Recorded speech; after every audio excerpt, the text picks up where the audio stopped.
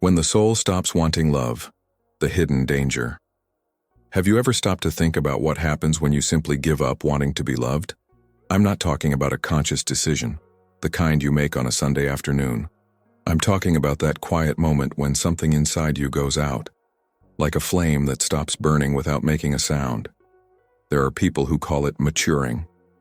Others say it's protecting yourself. But I'll tell you something that few have the courage to admit. When you stop desiring love, something much more dangerous begins to happen behind the scenes of your psyche. It's like a door that closes from the inside, and you don't even realize you've locked the key together. The question that doesn't want to be silent is, did you really choose to stop wanting, or was something in you forcibly silenced? And more importantly, what is growing in this void that you have created? Because believe me, this space is never empty. Never. 1. The silence that screams louder. There is a kind of silence that is not the absence of sound. That's when you stop feeling that tightness in your chest when you see couples on the street. That's when romantic songs stop making sense. It's when you look at your life and realize that you've just stopped waiting for someone to arrive. It feels like relief at first, as if you finally found peace. But the truth is that this silence carries a cry that only the deepest layers of your soul can hear. When you stop desiring love, your whole body gets a message. It's not worth trying. And that message doesn't just sit on the surface of your thoughts. It descends, penetrates, settles in each cell. His posture changes. His gaze changes. The way you enter an environment already denounces that you are no longer available, not for others, but for life itself. It's as if you've put an invisible sign on your forehead. Don't look for me, I'm closed to renovations. The problem is that these reforms never happen. Because renovating would require you to admit that something is broken. And admitting that something is broken means acknowledging that you still care. Then you pretend that everything is fine. Pretend you chose that. It pretends it's fortress when in fact it's just frozen fear. This silence begins to contaminate other areas. You stop calling friends. Stop making plans. Stop dreaming about anything that involves someone else. Because deep down, if you don't want romantic love, why would you want any other kind of connection? Insulation becomes a heavy blanket that you use to protect yourself from the cold, but it also prevents you from moving. And here's the real danger. You start to believe that this is your natural state, which has always been like this. Who was born to be lonely? But the truth is that no one is born that way. No one comes into the world wanting to be alone. This is built brick by brick, disappointment by disappointment, wound by wound, until one day you look around and no longer recognize who you have become. The silence that screams the loudest is not the one you can hear with your ears. It's the one your bones feel. It's the one that makes you wake up in the middle of the night without understanding why. He is the one who accompanies you even when you are surrounded by people. Because it doesn't come from outside. It comes from within. And it's screaming for help in a way you refuse to listen. 2. When protection becomes prison. At first, you swear you're just protecting yourself. After all, who hasn't hurt themselves trying to love? Who hasn't bet all their chips on someone and lost everything? So you decide to erect walls. Tall, thick, impossible to climb. And for a while, it works. You feel safe, untouchable. No one else can hurt you if you just don't let anyone in. It is pure logic. It's survival. That's what any smart person would do, right? Wrong. Because there is a brutal difference between protecting yourself and imprisoning yourself. When you protect yourself, you create healthy boundaries. You learn to say no to what hurts you. You choose better. But when you imprison yourself, you simply give up choosing. You lock all doors, including those through which good things could enter. And the worst? You throw the key so far that you can't even get out. The prison you build to protect yourself has a cruel characteristic. It doesn't look like a prison at first. It looks like a fortress. It feels like power. It feels like control. You look at the walls you have built and feel proud. He looks at the people who stayed outside and thinks he was smart not to let anyone in. But over time, something changes. The walls that seem to defend you begin to suffocate you. The space that seemed safe starts to look tiny, and you realize that you are no longer protected. He is in prison. And here's the scariest part. You get to defend your prison. When someone suggests that you should open up more, you react angrily. When someone says you seem distant, you list all the reasons why it's necessary. You create an entire narrative about why being closed is better than being open, about why loneliness is better than risk, about why you don't need anyone. But it does. We all need it. Not someone to complete us, but someone to remind us that we are alive, of someone to share the weight of the bad days, someone to witness our small victories. And when you deny it, when you lock it all out, you're not protecting yourself from anything. He is depriving himself of everything. True protection leaves you free to leave if you need to. Prison keeps you in the same place even when you want to get out. And the saddest thing is that many people spend their entire lives without noticing the difference. If you feel that something inside you has gone silent and love no longer moves you as it once did, discover what your unconscious is trying to tell you. In the link to the Jung Method, pinned in the first comment. 3. The emptiness that disguises itself as peace. There's a strange feeling that comes when you finally stop looking for love. It's as if a storm that had lasted for years suddenly stopped. The wind ceases. The waves calm down. And you stand there in the middle of all this stillness, taking a deep breath and thinking, I finally found peace. Finally, I don't suffer anymore. I'm finally okay. But is it really? True peace is that feeling of being whole, to be in harmony with what you are and what you want. It is that calm that comes after a battle won, not an abandoned war. When you simply give up desiring love, what you feel is not peace. It is absence. It is empty. It's like being in a completely silent room, not because you chose to meditate, but because you've turned off all the appliances and locked all the windows. Emptiness is dangerous precisely because it imitates peace. He sits in the place where anxiety used to be. He occupies the space that hope has left empty. And since anything is better than feeling pain, you accept it. You embrace that emptiness and call it maturity. It calls it evolution. It calls for liberation. But deep down you know there's something wrong. There is something missing. There is a hole in the center of your chest that you pretend not to feel. This emptiness has a low voice that speaks only at dawn, when everyone is asleep and you're awake for no apparent reason.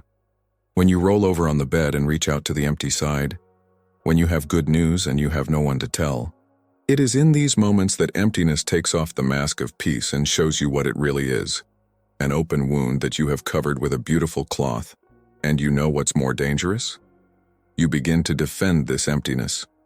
He begins to create theories about how being alone is better, about how relationships are too complicated, about how you don't need anyone to be happy. And technically, you're right. You don't need anyone to be happy, but you need yourself. It needs to be whole. It needs to be alive.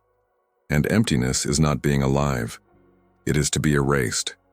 True peace fills you with energy. It makes you want to wake up early. It makes you smile alone. It makes you feel gratitude. Emptiness only makes you tired.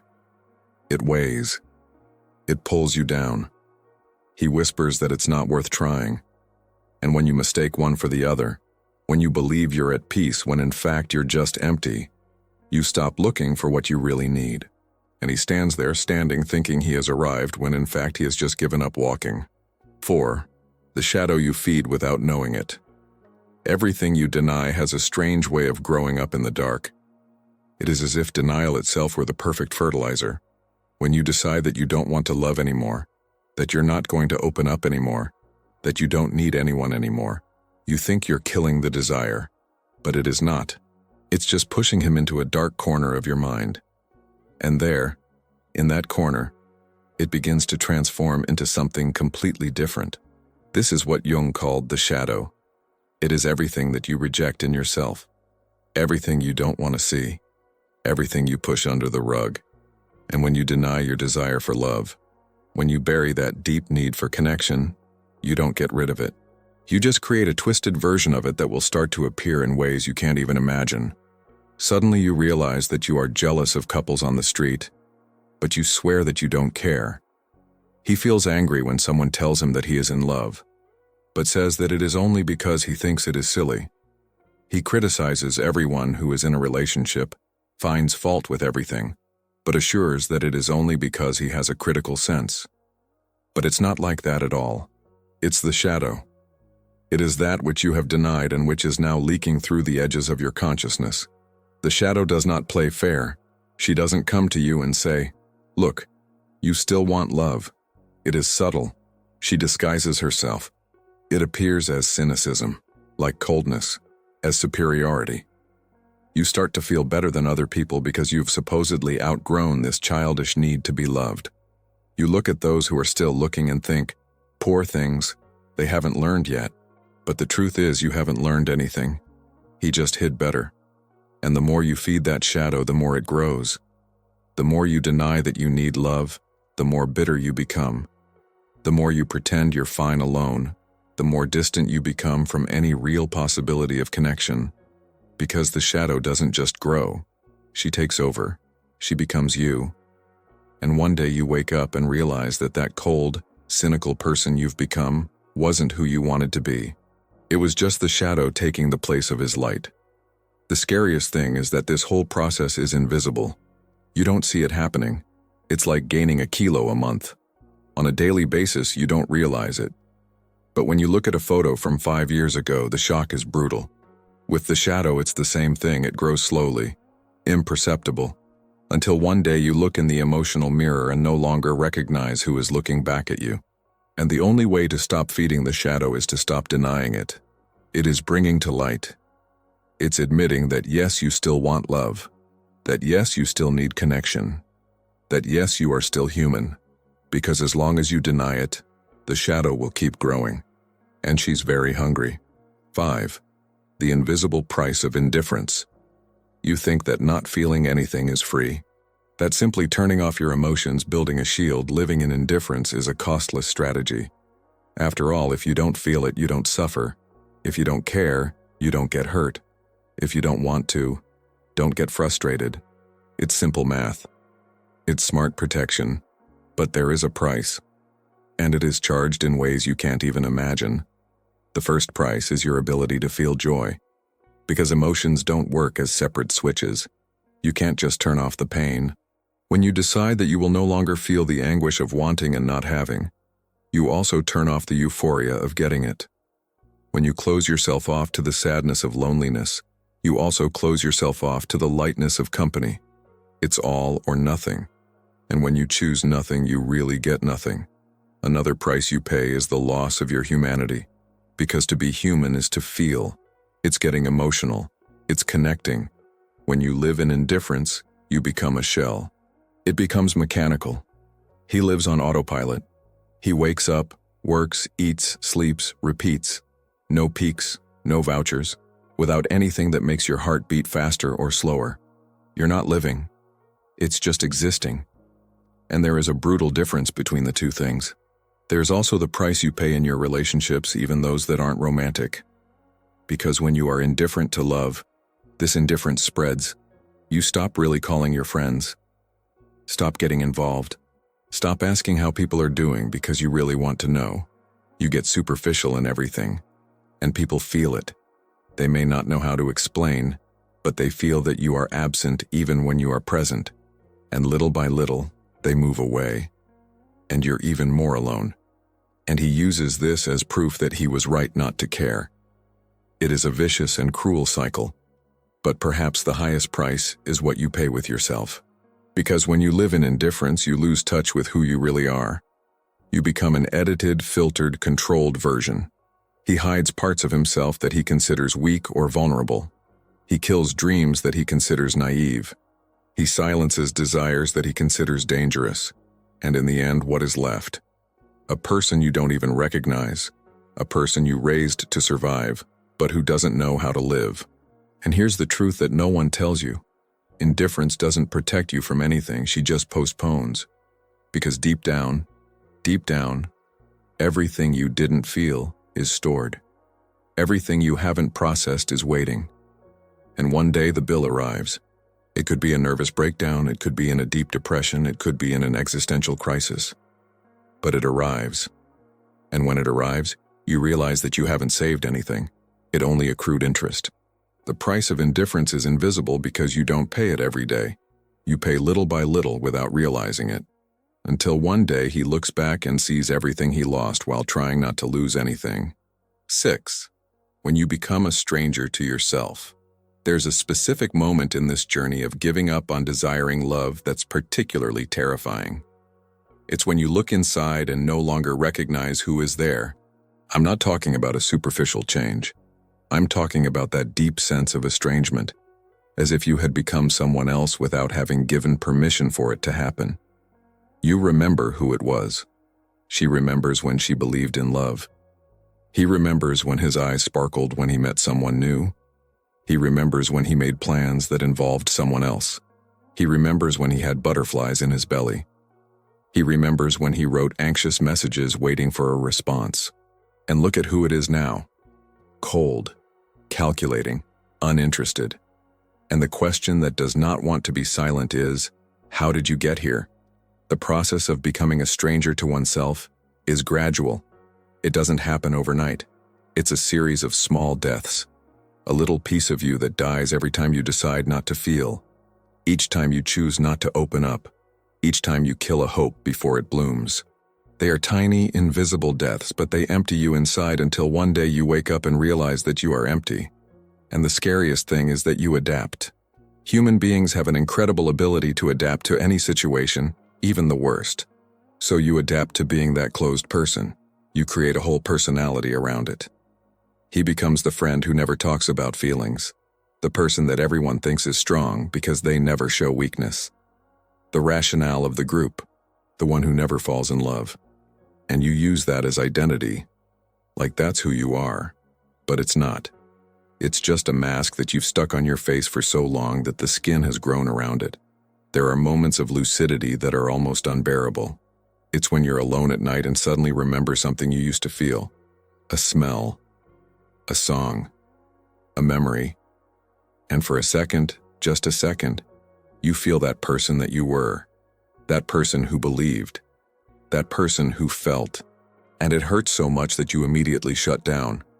Back to the armor. He goes back to coldness. Because it's easier to be the stranger than it is to face what you've done to yourself. But here's the truth. You can't run away from yourself forever. You can hide for years. It can build layers and layers of protection. You can pretend to be someone else. But at some point, usually in the middle of the night, when there are no distractions, you will find yourself. And he will have to decide if he wants to continue being this stranger or if he wants to return home. For who you really are, to who you have always been before all this armor.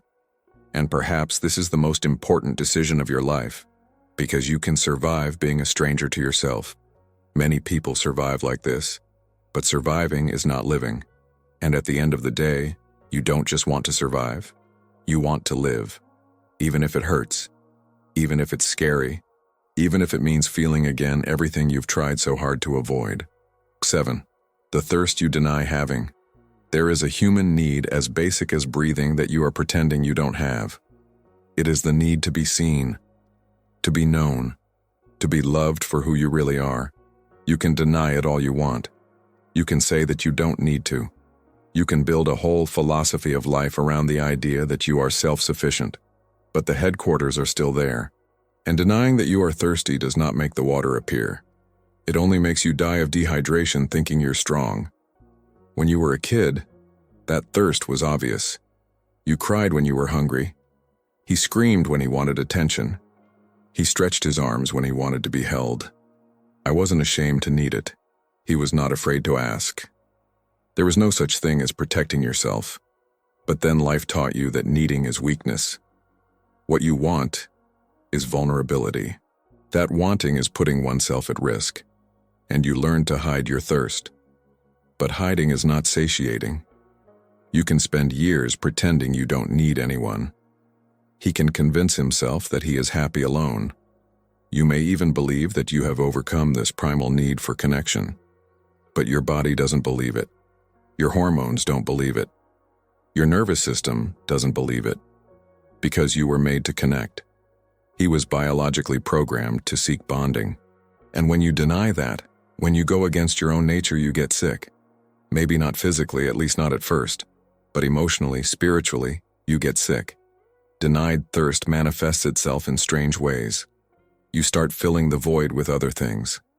Work, food, beverage, series, social networks, anything that distracts you from the fact that you're dying of thirst and refusing to drink. And for a while it works.